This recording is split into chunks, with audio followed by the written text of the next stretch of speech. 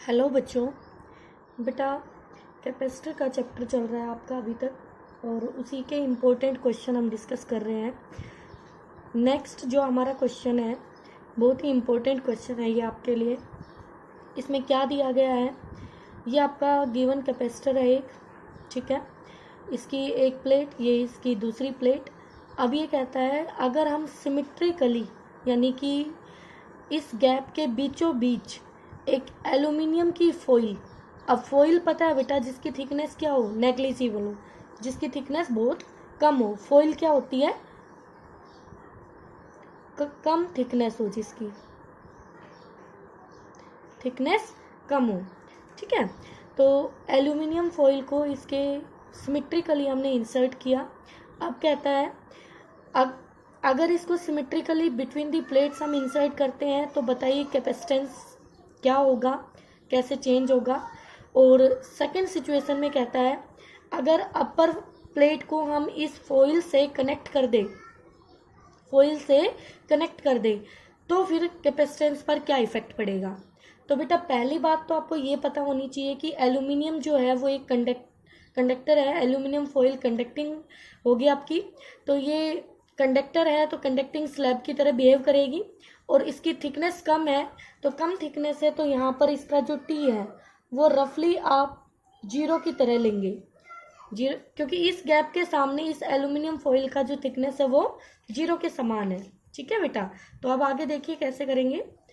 सबसे पहले जो इनिशियल सिचुएशन है, जब हमने कुछ भी नहीं इसके अंदर इंसर्ट किया है, तो हमारे जो कैपेसिटर की कैपेसिटेंस होती है वो हम वैक्यूम यानी एयर वैक्यूम के लिए सी नोट से रिप्रेजेंट करते हैं, तो वो आ जाएगी हमारे पास epsilon naught A by D. बच्चों A area of the plate है और D separation between the two plates है, ठीक है। तो ये विदाउट स्लैब, जब बिना स्लैब के यानी कि हमने कोई फॉइल वगैरह कुछ नहीं डाला है, तब हमारे पास कैपेसिटी क्या होगी, ये होगी।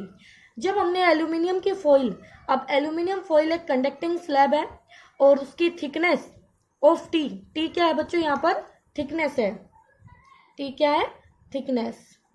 तो उसकी थिकनेस क्या है, जीरो है टी थिकनेस। तब हमारे पास जो कैपेसिटेंस है, अब आपको रिजल्ट याद होना चाहिए कंडक्टिंग स्लैब के लिए। जब आपने कंडक्टिंग स्लैब डाली थी between the parallel plates T thickness की, तो आपके पास क्या रिजल्ट आया था, तो वो रिजल्ट ये आया था बेटा C equal to C naught D by D minus T, ठीक है। तो यहाँ पर टी थिकनेस है, अब थिकनेस जीरो है तो टी की वैल्यू जीरो रखी आपने, तो डी से डी आपका कैंसिल हो गया और आपका C equal to C naught आ गया, जो आपकी वही वैल्यू आई है जो इनिशियल थी, यानी कोई फॉइल नहीं डाली है तो भी आपका कैपेसिटेंस सी नोट था और फॉइल डालने के बाद भी आपका कैपेसिटेंस सी नोट ही आया। इसका मतलब ये हुआ कि अगर हम कोई कंडक्टिंग फॉइल यानी कि जिसकी थिकनेस ना के बराबर है वो इस कैपेसिटर के बीच में इंसर्ट करेंगे तो वो उसकी कैपेसिटी पर कोई इफेक्ट नहीं डालता है, ओके बच्चों। अब उसके बाद कहता है कि हमारे पास अगर इस एल्यूमिनियम फॉइल को हम कंडक्टिंग वायर से कनेक्ट कर दें, देखो हमने कनेक्ट किया है यहाँ पर अपर प्लेट को विद कंडक्टिंग वायर। अगर कंडक्टिंग वायर से कनेक्ट कर दें, बेटा एक बात बताओ, अगर आप इसको नॉन कंडक्टिंग वायर से कनेक्ट करेंगे तो फिर इस पर कोई फर्क ही नहीं पड़ेगा। नॉन कंडक्टिंग से वैसी सिचुएशन होगी जैसे अपर सिचुएशन दे रखी है आपकी, ओके। तो यहाँ पर कंडक्टिंग वायर से हमने कनेक्ट किया तो क्या होगा, तो देखिए बेटा जैसे हम इसको कंडक्टिंग वायर से कनेक्ट करेंगे तो देखना ये एक कंडक्टर है आपका और ये भी कंडक्टर है और इसका अपना एक पोटेंशियल है और ये कंडक्टर आपने इंसर्ट किया है, न्यूट्रल है तो पोटेंशियल जीरो है इसका, और आपका चार्ज यहाँ पर फ्लो करेगा पोटेंशियल डिफरेंस की वजह से, तो यहाँ पोटेंशियल क्या हो जाएगा, सेम कॉमन पोटेंशियल। तो जैसे ही कंडक्टिंग वायर जोड़ देंगे तो इन दोनों का पोटेंशियल सेम हो जाएगा, और जब दोनों प्लेट सेम पोटेंशियल पर होती है तो वो कंडक्टर्स कैपेसिटर नहीं बनाते हैं। कैपेसिटर की कंडीशन है कि दो कंडक्टर अलग अलग पोटेंशियल पर होने चाहिए। जब बेटा आपने सिंगल कैपेसिटर की बात की थी, एक स्फेरिकल बॉडी ली थी और उसकी कैपेसिटी आपने डिस्कस की थी, तब भी उसके लिए एक कैपेसिटर इनफाइनाइट पर लिया जाता है, तभी उसकी कैपेसिटी हम डिस्कस करते हैं, ठीक है बेटा। तो यहाँ पर क्या हो जाएगा, अब ये कैपेसिटर नहीं बनेगा आपका, तो सिर्फ एक कैपेसिटर होगा आपका वो ये नीचे वाला बनेगा। तो इसके लिए सेपरेशन कितना हो गया, d/2, एरिया ए रहेगा, तो C डैश कैपेसिटेंस क्या आ जाएगी, एप्सिलॉन नॉट A/d/2। तो 2 ऊपर गया बेटा, तो ये एप्सिलॉन नॉट A/d कितनी है, C0 के बराबर, ये आप ऊपर से देख लीजिए।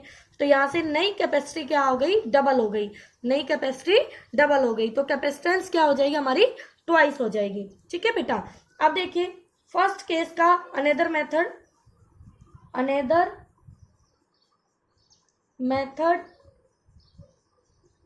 Of case 1।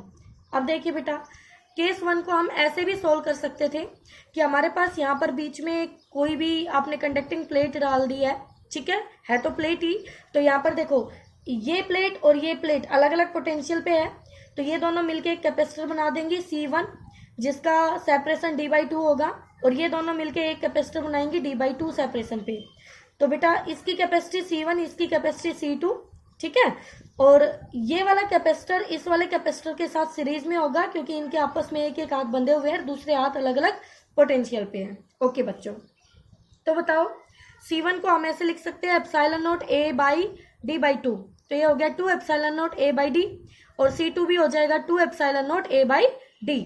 अब C1 C2 दोनों सीरीज में है, तो दोनों सीरीज में है और दोनों की वैल्यू इक्वल है बेटा, तो सीरीज का फॉर्मूला आपको पता है, अगर आइडेंटिकल कैपेसिटर है तो एक कैपेसिटर अपॉन में नंबर ऑफ एक कैपेसिटर की कैपेसिटेंस अपॉन में नंबर ऑफ कैपेसिटर, तो एक की कैपेसिटी है 2 एप्सिलॉन नॉट बाई डी और कैपेसिटर हमारे 2, तो यहाँ 2 से 2 कैंसिल, तो क्या अगेन एप्सिलॉन नॉट A/d आ जाएगा।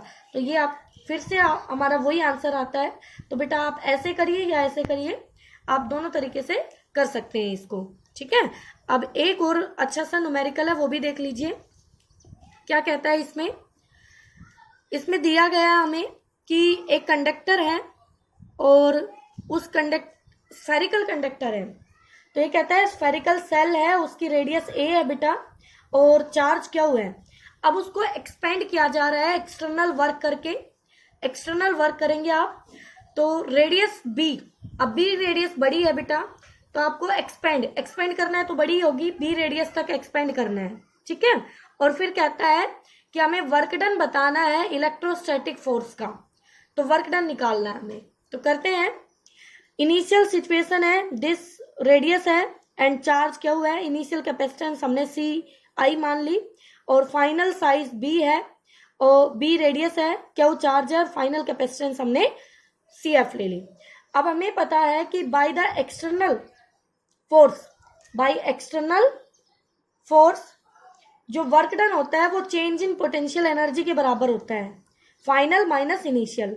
तो कंजर्वेटिव फोर्स की वजह से जो वर्क डन होगा, क्या वो minus change in potential energy होगा, बिल्कुल, तो इनिशियल माइनस फाइनल, तो ये कंजर्वेटिव, यही तो है इलेक्ट्रोस्टैटिक फोर्स बेटा। तो यहाँ पर इनिशियल इसकी एनर्जी के फॉर्मूले आपको याद है, half CV², half Q² by C, half QV। तो यहाँ पर चार्ज गिवन है और हम कैपेसिटेंस की बात करेंगे क्योंकि साइज गिवन है, ठीक है।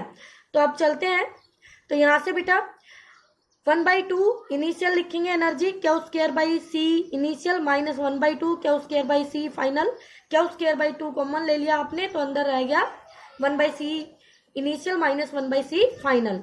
तो यहाँ से इनिशियल कैपेसिटेंस की वैल्यू 4 पाई एप्सिलॉन नॉट, क्योंकि ये कंडक्टिंग स्फेरिकल सेल है तो उसकी कैपेसिटी होगी 4 पाई एप्सिलॉन नॉट, रेडियस इसकी A है और दूसरे की रेडियस B है। यहाँ से 4 पाई एप्सिलॉन नॉट कॉमन आ जाएगा हमारा, और ये हो गया work done by electrostatic force Q² by 8 pi epsilon not into में 1/A माइनस 1/B। और ये हमारा वर्क डन आ जाता है बेटा कि कंजर्वेटिव फोर्स आ जाए या इलेक्ट्रोस्टैटिक फोर्स आ जाए तो ये वर्क डन हो जाएगा आपका। अगर यहाँ पर आ जाता work done by the external force, तो बस यहाँ पर आपको बाहर माइनस यूज करना होता, उस माइनस को आप अंदर भेज के 1/B माइनस 1/A लिख सकते थे, ठीक है बेटा। तो इस तरह के डाउट हम डिस्कस करेंगे अभी। एक दो और अच्छे टाइप रह रहे हैं हमारे, ग्राफिकल क्वेश्चन रह रहे हैं, और आपके पास एक इसी में आते हैं कि अगर हमारे पास कैपेसिटर ये एक प्लेट ये है और दूसरी प्लेट ऐसे डी सेपरेशन पर है, फिर 2D सेपरेशन पर है, फिर 3D सेपरेशन पर है। इस तरह के क्वेश्चन और डाउट हम और डिस्कस करेंगे। तो बेटा आप इनको अच्छे से करते रहिए और अपने नोट्स को तैयार रखें। ओके बच्चों।